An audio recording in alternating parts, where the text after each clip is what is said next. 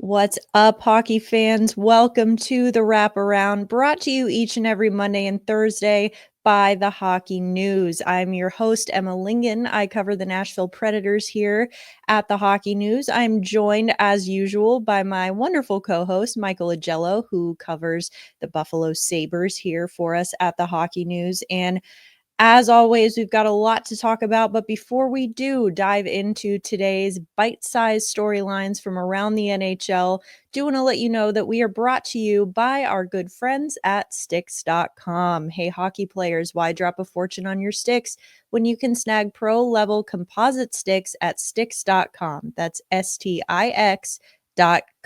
These all black beauties are made for sniping, saucing, and shutting it down, all while looking sharp on the ice. And the best part, prices start at just $85.13 US for a 3-pack.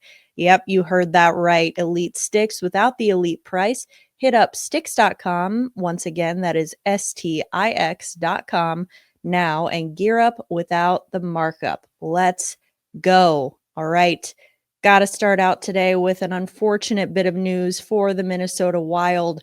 They announced that Joel Eriksson-Ek is going to be placed on IR, and he's going to be out for a few weeks after suffering an upper body injury at practice on Monday. So despite the fact that superstar Kirill Kaprizov has also been out of the lineup for quite a while and continues to be out of the lineup, the Wild are still in third place in the Central Division. They do have Colorado knocking on the door right behind them, but for now they are in third place.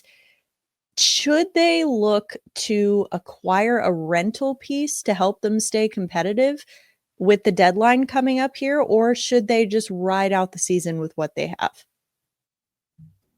Bill Guerin has a real challenge on his hands because of that $14.7 million in dead cap space because of Ryan Suter and Zach Parise's buyout. He doesn't have any cap room. Now, he might have room if Kaprizov or Eriksson-Ek were out for the remainder of the season. He could do a Mark Stone and add somebody. But it sounds like Eriksson-Ek is going to be back before the end of the season, and I've heard Kaprizov is going to be back before the end of the season. So he really has no flexibility. It's going to have to be money in, money out when it comes to making an addition. And I think, in a perfect world, they would like to make an ad at the deadline because they're a pretty good team. But I just don't know if he has the ability to make that kind of move. So they're sort of stuck, and they need Eriksson-Ek back as quickly as possible. Definitely. Well, speaking of the trade deadline, we're going to continue with that topic here. And let's talk about a different team in the Central Division, the St. Louis Blues. So obviously goaltender Jordan Binnington had a remarkable finish to the Four Nations tournament for Team Canada. He's got an .898 save percentage, a 2.84 goals against right now, along with a $6 million AAV for the next 2 seasons with the Blues. So with that in mind, the Blues are a team that we've talked about before, being kind of in the middle between a rebuild and contender. So right now, with the performance that Binnington just had at the Four Nations Faceoff, do we think that the Blues could potentially leverage something like that and maybe trade him, or should they keep him around? Well, it all depends on what Doug Armstrong is doing and what he thinks the Blues are. I mean, they're 5 points out of the second wild card in the West. Are they a playoff team? Are they going for it, or are they rebuilding? Because all we've heard from every insider out there, Elliot Friedman, Pierre LeBrun, CJ, Frank Cervalli, all of them, Nick Kypreos, is that they're shopping Parayko, they're shopping Braden Shen. There are a number of other names out there. So if they are doing that and if they're rebuilding, then trading Binnington would make sense. They have a young goaltender in Joel Hofer who is pretty good. He's only 24 years old. He's put up pretty decent stats this year. I think he's the goalie of the future there. But as you said, Emma, Binnington's got 2 more years at $6 million. You put him in the same category in terms of the potentially available goaltenders as John Gibson from Anaheim. He's got term left on his deal. The amount is not ridiculous. But I don't know whether they get the most for a Binnington deal now. It would make more sense when there's flexibility during the summer.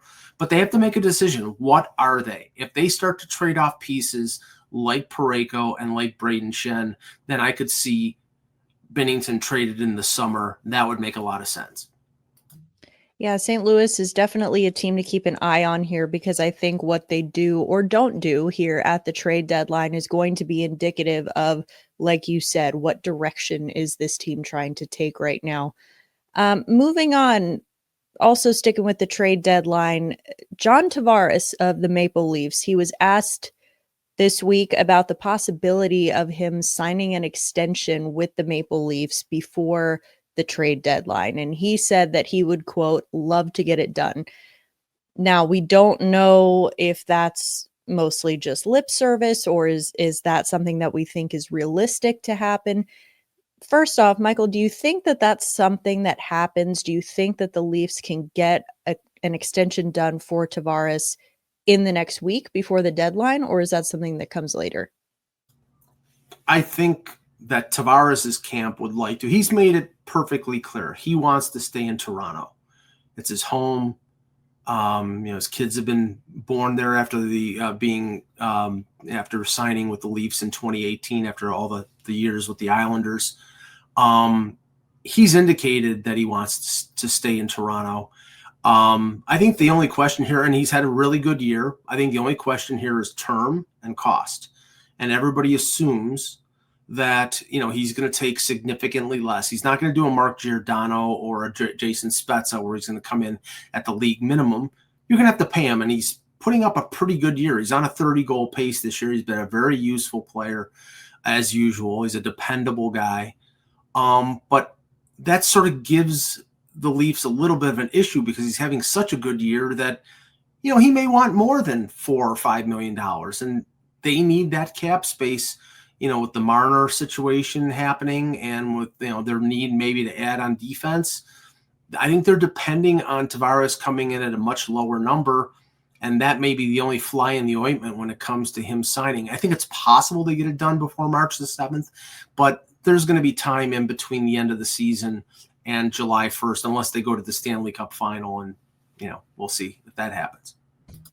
So with that in mind, you mentioned term and salary. What if putting you on the spot here, but if you had to put a number on it, what do you think would be appropriate for Tavares at this stage in his career? Well, he's 34 years old. He hasn't had a ridiculously long injury history. He's had, the concussion issue after the Corey Perry knee in the playoffs back in, I think, 2021. Had a knee injury, but he's been generally healthy, durable player. I would think at 34 that the most that the Leafs go is 3 years. And I would aim at the, $4.5 to $5.5 million range, with the cap going up. Like I said, he might deserve to get more, but he has been paid $11 million over the last 7 years. So that sort of has to count for something. And like I said, they need all the dollars that they can get when it comes to Mitch Marner. And Mitch Marner, they may have outpriced himself when it comes to Toronto, because if he expects to get what Austin Matthews is getting, I don't think the Leafs are going to sign up for that. So, they're going to need money, whether it's for Marner or somebody else down the line. Well, will be interesting to keep an eye on over the next week here to see if they do get something done with Tavares.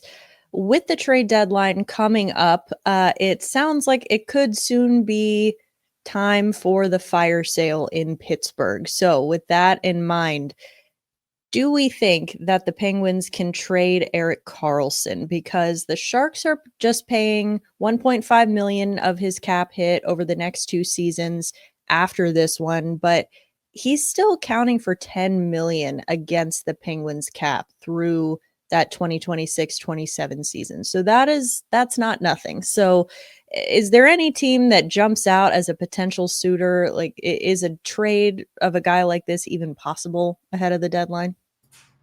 A trade is possible if Kyle Dubas eats 50% of the salary.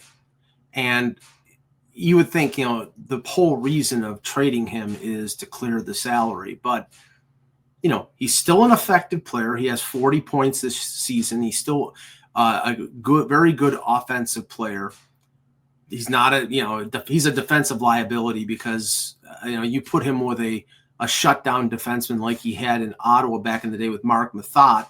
That was a good pairing. The problem is that, Pittsburgh doesn't have that type of guy, and any team that would trade for him would have to have somebody who could counterbalance his offensive forays and cover up for them. I mean, I'm sure a number of teams would be interested. Ottawa might be interested, and that would be a good story, returning to the place he started. They're in a playoff race, and I think they need help on defense. Toronto would make some sense.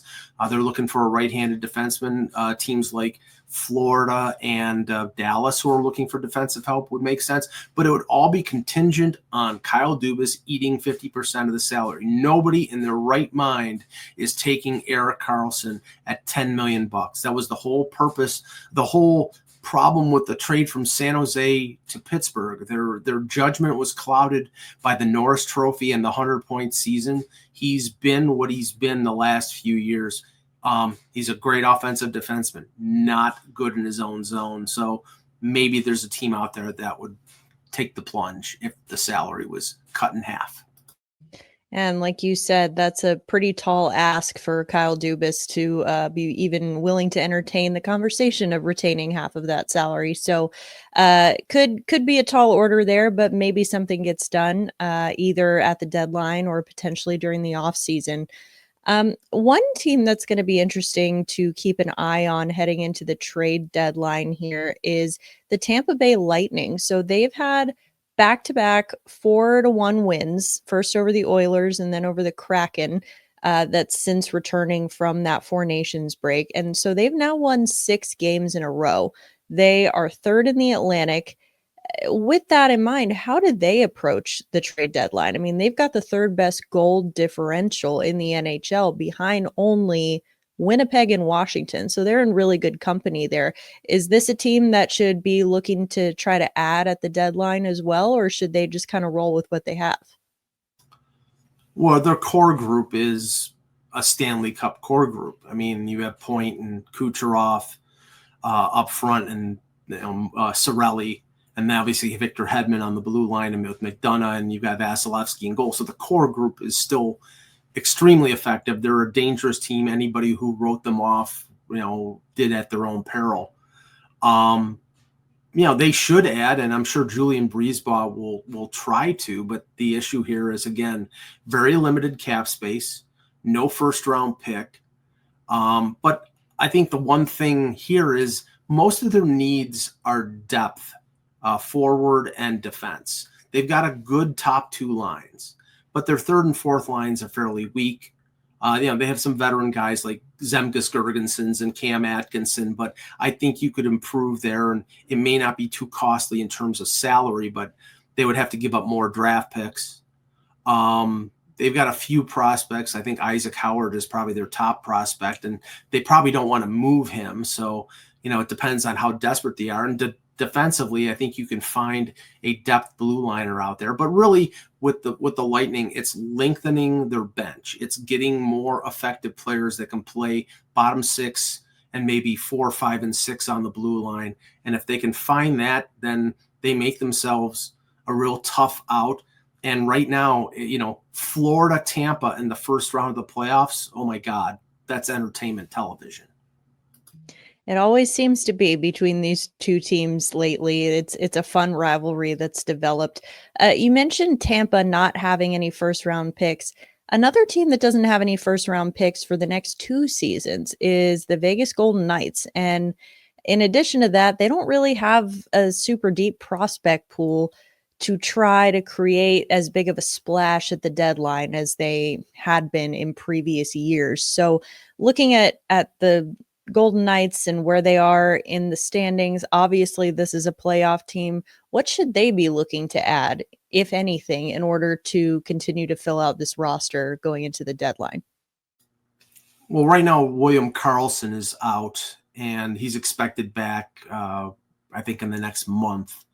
But if they're going to make a move, I think they would make a move to add another forward. The Brandon Saad move has so far been good. He has 2 goals in 6 games. You don't know what's going to happen the rest of the season, but once they get Karlsson back, I mean, their forwards are pretty good, but I think they could use one more. But as you said, Emma, the problem here is that their coffers are fairly empty. I mean, Brandon Brisson is probably their best prospect, and after scoring 19 goals in the AHL last year, he's got 16 points in 43 games, and so he's taken a step back. And, he's only played 9 games in the NHL, didn't have any points. So, I mean, it might be a situation where he thought he was ready and now he's disappointed and he's, he hasn't regained his level of talent. But he's their best prospect probably. And I would think short of including him in a deal, Vegas has 7 picks in the upcoming draft, but no first. So they would probably have to trade one of the second round picks, maybe a couple picks to get a player. And then cap space is always an issue, but we know that Kelly McCrimmon can manipulate the cap space better than anyone. So you wouldn't put it past them to do that. That is true. You never know who's going to end up on LTIR here down the stretch, and maybe they can make something happen there. But that is obviously, Vegas Golden Knights, definitely a playoff team. One team that I think many of us thought would be a playoff team this season and is very far from that is the team that I cover here, the Nashville Predators. The vibes have not been great here in Nashville, and you're starting to see it wearing on these players.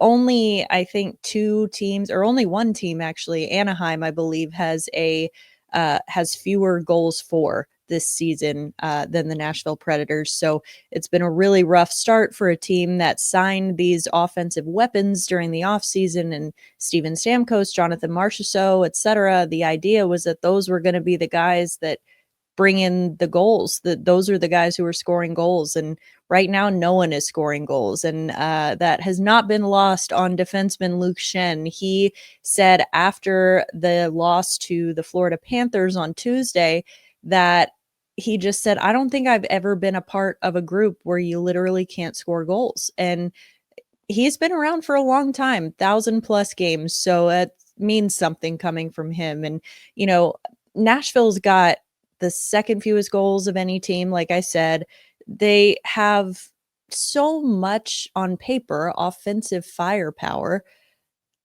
Maybe I'm too close to the situation here because I've been covering this all year, but just an outside perspective, Michael, how do you see this as having become such a problem for the Predators to score goals? And what, if anything, can this team do to kind of correct those issues?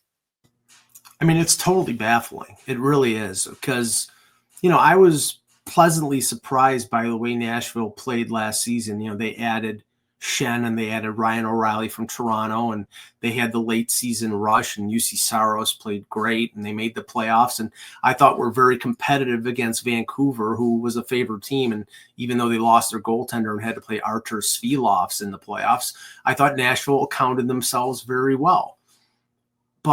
And then they make all the moves. They sign Marchessault, they sign Stamkos, guys with Stanley Cup pedigree, and Brady Shea, who has been a really good defenseman for a number of years. And I thought you just built on a team that made the playoffs. And they've just stunk up the place. I don't understand it. Now, from the outside perspective, the Luke Schenn comment made me think he's trying to elicit a trade here because – he's got a year left at $2.75 million.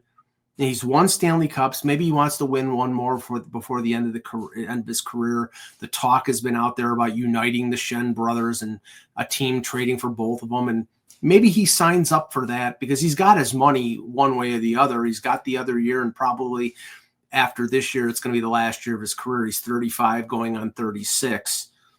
So, I mean, right now it's, Nashville's a great place to play. I mean, it's a great town. The taxes are wonderful compared to other places in the league. But these players want to win. And the stat that baffled me, Emma, and I don't get this, Steven Stamkos hasn't scored in 9 games. I think it's not goals, points. He's got 0 in 9 games. I didn't think that was imaginable. That's not imaginable. It doesn't make any sense. So I'm going to, throwing it back to you. I mean, short of them firing the coach in the offseason, these guys are going to be there. They all have no move clauses. They're not going anywhere. So, I mean, I think that more than likely the answer to this is going to be firing the coach. Yep, I would have to agree on that. I think, regarding the Schenn comment, I think, it's important to provide some context around that. I think what Schenn was saying was said out of frustration. Absolutely. All of these guys are frustrated, but it wasn't frustration directed at his teammates for not doing their jobs, for not scoring goals. I think it's more of just like you said, it's baffling. How can a team with this much skill, this much talent, this much championship pedigree, how can the results be this bad? And it really is just baffling. And so I think that's where he was coming from with that comment. It's what we've all been saying. We don't know. Anyone who is saying, oh, this is the problem with Nashville, it's easy, it's just this one thing. I hate to tell you, but it's not. And I think that I'm with you. I think that, it just hasn't been a good marriage between roster and coaching system, between Andrew Brunette and this roster that he has. I understand the idea, wanting to get in a younger, a fresher voice into, behind the bench in the NHL rather than just kind of cycling through the same handful of head coaches. But I think with this roster that Barry Trotz has now in Nashville, you need a guy who's done it before. I think you need a head coach with a little bit more experience to really get the best out of these players. Because to your point, I don't think Steven Stamkos got to Nashville and forgot how to play hockey. I think it's, a lot of this is just, we have a larger body of work to indicate that this roster should be better than the results are. So I think that the answer is going to come with moving on from Andrew Brunette in the offseason. I don't think he'll be without a job for long. I just think this is not the right team for him at this time and for his coaching style. But moving on to happier topics than what's going on in Nashville, the NHL and Amazon Prime announced this week that Seth Jarvis from the Carolina Hurricanes is going to be one of the main subjects on the second season of Faceoff Inside the NHL, the docuseries that started last year and had huge success early on. The only other player besides Jarvis who has been named so far to be featured in the second season of the series is Brady Tkachuk. So with the way that this season has gone so far, Michael, who else would you like to see featured on the show? I thought about this for a little while, and the name that popped up was Macklin Celebrini, because, an exciting young player in a franchise that's rebuilding. I think they're sort of ahead of schedule. And, every indication, and I've only watched him a few games, that every indication is he's a very well-rounded player, unlike Connor Bedard, who we're going to talk about later. He's defensively responsible, offensively gifted. The team seems to be, going in a positive direction. It just seems like that's the player I would like to know more about and see how he interacts with his teammates, and think it would be a pretty exciting and interesting path to follow. That is a good one. I think this has been a pretty fun, exciting Sharks team to watch this year. First name that came to mind for me, just because he's obviously chasing history in a very big way this season, is Alex Ovechkin. Would be kind of cool to see, follow along as he tries to match and then beat Gretzky's all-time scoring record. Maybe even, we mentioned him earlier, but a guy like Jordan Binnington, going through the Four Nations face-off and the, he's kind of a character, love him or hate him. He's a personality. So I think that, he could be good for content as well. If you're interested in seeing a goalie fight, that might be somebody to follow. sure. There you go. Yeah, who doesn't want to see that? Um, okay, fun little hypothetical question for you right now, Michael.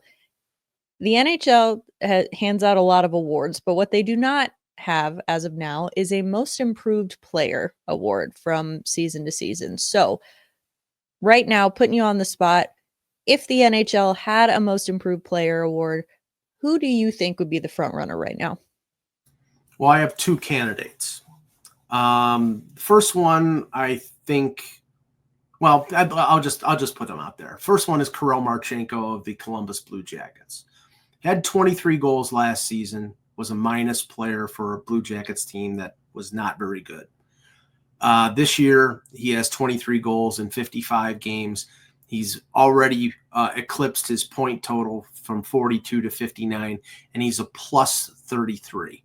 So he's not a different player, but he's just a much more well-rounded player and is now elevated himself to not star, but a really good player. And I think he's one of the most improved. But the guy who I think wins the trophy is Alexei Protas of the Washington Capitals. 6 goals last year, 29 points. This year he's got 23 goals and 50 points in 58 games. He's a monster. And they sign him to a long-term deal, and it's a very team-friendly deal. So that's Brian McClellan, tip of the hat there, because that if he continues on this, I mean, that guy's he's not a superstar, but he's so big, he's a game changer.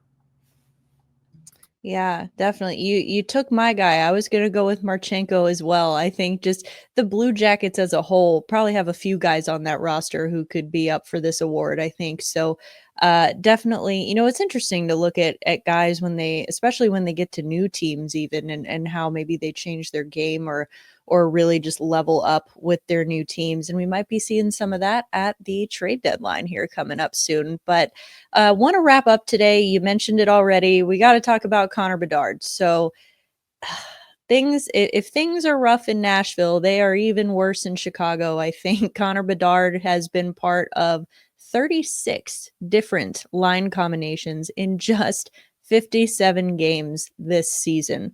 So that, I imagine, cannot be easy. It can't be helpful for a young player trying to develop in this league.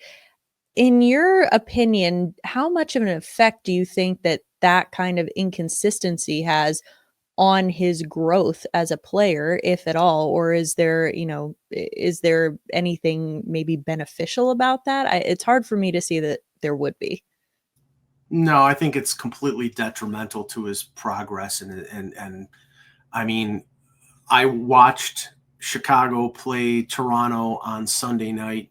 I watched the whole game, and I barely noticed Connor Bedard, and that's pretty bad. We know he's talented.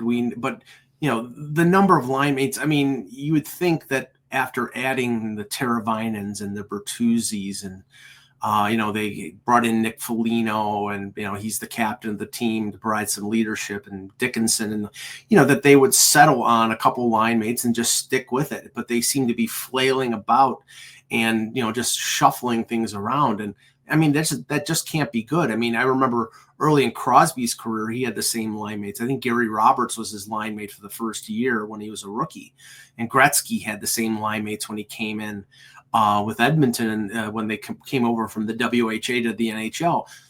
There's a comfort level, there's a familiarity that you have with players, and you should really, at least keep those guys for a while to see if it works. And obviously, it's surprising he has as many points as he does with the number of line mates that he's had. Yeah, I have to agree. I think obviously you've got extenuating factors there. You've got the midseason coaching change. You've got, Taylor Hall getting traded. I think that though, like you said, there is really just no reason that you need to be switching it up that many times for any player, much less, the future, the cornerstone of your franchise. So really not doing the best job of putting him in a position to succeed. So like you said, it is impressive. Everyone's talking about how Connor Bedard is having a down year by his standards. I'm like, well, I'd say, considering what he's had to go through in Chicago, he's having a pretty good year. So hats off to him for that. But for now, that is going to do it for today's episode of The Wraparound. Thank you, as always, Michael, for joining me today. Thank you again to Stix.com for sponsoring. We will be back with an all-new episode next Monday. We'll see you then.